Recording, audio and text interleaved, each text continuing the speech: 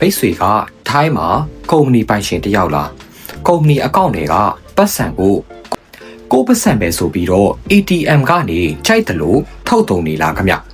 ဒါမှမဟုတ်အိမ်လာကကားစီဖို့သားသမီးចောင်းလာကတွေကိုကုမ္ပဏီကနဲ့ရှင်းနေလားတကယ်လို့ဟုတ်တယ်လို့ဖြေရင်မိတ်ဆွေကထောင်သားကိုကတ်နေပြီးဒါမှမဟုတ်အခွန်တန်ကြီးတင်းချီဆောင်ရမယ်အခြေအနေဖန်တီးနေပြီလို့ပြောပါရစေခင်ဗျလူအများစုကငါကုမ္ပဏီပဲငါပတ်စံပဲငါကြိုက်တယ်လို့သုံးမယ်လို့ထင်နေကြပါတယ်ဒါပေမဲ့ဥပဒေအရကုမ္ပဏီ limited ဆိုတာက juristic person တရားဝင်တီးသန့်ပုဂ္ဂိုလ်တယောက်ဖြစ်သွားပါတယ်ခင်ဗျမိတ်ဆွေပတ်စံမဟုတ်တော့ပါဘူးဒီနေ့ဗီဒီယိုမှာ business consultant တယောက်အနေနဲ့ကုမ္ပဏီကငွေကိုဘယ်လိုနည်းနဲ့တရားဝင်ထုတ်ယူရမလဲဘယ်လိုအသုံးစည်းကိုကုမ္ပဏီစရင်ပြလို့ရမလဲဘယ်လိုအချက်လက်တွေကိုရှောင်ရမလဲဆိုတာကိုအသေးစိတ်ပြောပြပေးသွားမှာဖြစ်ပါတယ်ခင်ဗျအပိုင်းတစ်အနေနဲ့ the four legal way ငွေထုတ်လို့ရမယ်တရားဝင်လမ်းကြောင်းကုမ္ပဏီငွေကိုမိတ်ဆွေအိတ်ကက်ထဲရောက်ဖို့တရားဝင်လမ်းကြောင်း၄ခုရှိပါတယ်ခင်ဗျ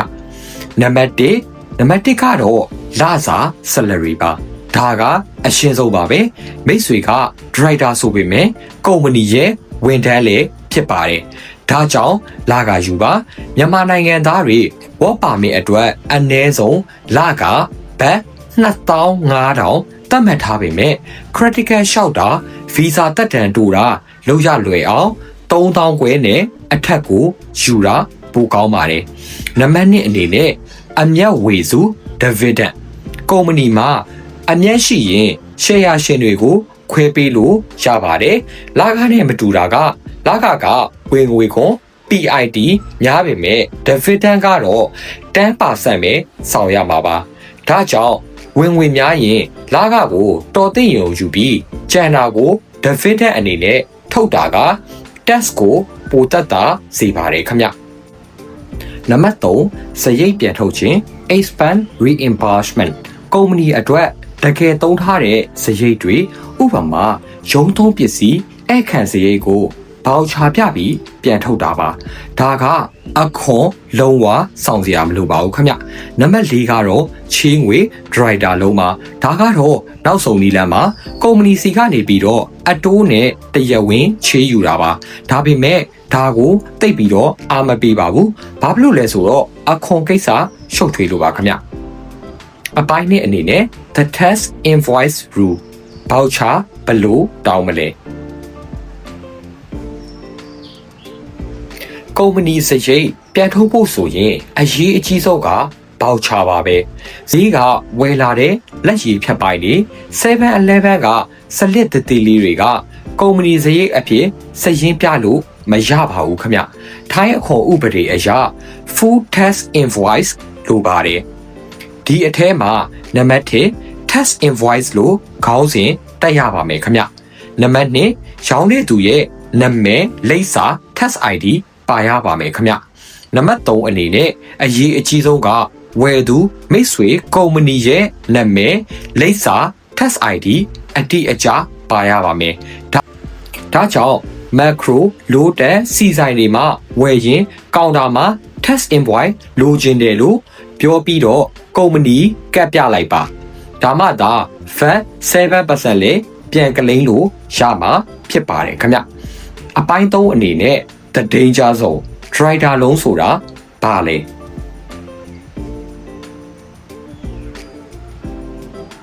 အခုပြောပြမှာကလုပ်ငန်းရှင်90%လောက်မှားနေတဲ့အမှားပါကုမ္ပဏီငွေကို ATM ကနေကိုရေးကိုတာသုံးဖို့ကြိုက်တဲ့လောက်ထုတ်လိုက်တယ်စရင်ကန်ကနှစ်ကုန်တော့ဒီငွေဘယ်ရောက်မှန်းမသိဘူး driver ကိုချီထားတယ် short term loan to driver ဆိုပြီးတော့စရင်သွင်းလိုက်ရောပြဿနာကဒီမှာစတာပါအခွန်ရုံး revenue department ကကုမ္ပဏီနဲ့ director ချအလကချေးငွေကိုလက်မခံပါဘူးအတိုး interest တွက်ပြီးတော့ပြန်ကောက်ပါတယ်နံပါတ်1မိတ်ဆွေကကုမ္ပဏီကိုအတိုးပြန်ပေးရမယ်နံပါတ်2ဒီအတိုးငွေပေါ်မှာ specific business tax 3.3% ထပ်ဆောင်ရမယ်နံပါတ်3အဲ့ဒီအတူက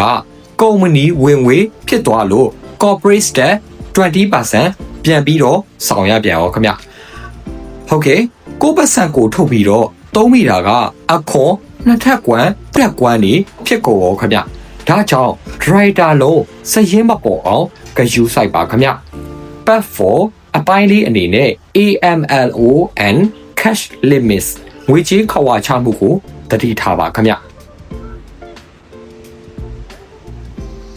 နောက်ဆုံးတစ်ချက်ကတော့ငွေကြေးခွာချမှု money laundering ပါထိုင်းမှာကုမ္ပဏီအကောင့်ကနေပြီးတော့ငွေသား cash အများကြီးထုတ်တာတတိထားပါခင်ဗျဥပဒေအရဘဏ်အကောင့်ကနေ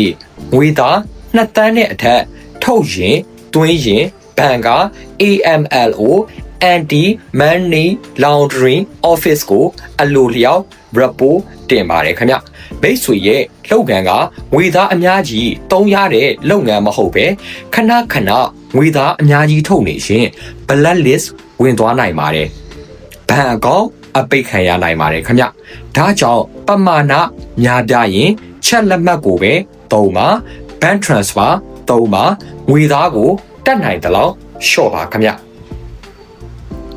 ညီကုန်းချိုးရရင်ထိုင်းမှာကုမ္ပဏီထောင်ထားပြီဆိုရင် juristic person ဆိုတဲ့သဘောတရားကိုမမေ့ပါနဲ့ကိုယ်ပိုင်နဲ့လုပ်ငန်းကိုပြက်ပြက်သားသားခွဲခြားပါလစာနဲ့ dividend ကိုမျှတအောင်ယူပါကုမ္ပဏီစရိတ်တိုင်းအတွက် tax invoice တောင်းပါ driver လုံးပြဿနာမတက်ရအောင်စည်ရင်းကင်နဲ့တေချာတိုင်ပင်ပါမိတ်ဆွေတို့ရဲ့ကုမ္ပဏီစည်ရင်းအင်အခွန်အခါငွေကြေးစီမံမှုတွေအတွက်ကျွမ်းကျင်တဲ့အကြံဉာဏ်လိုချင်ရင်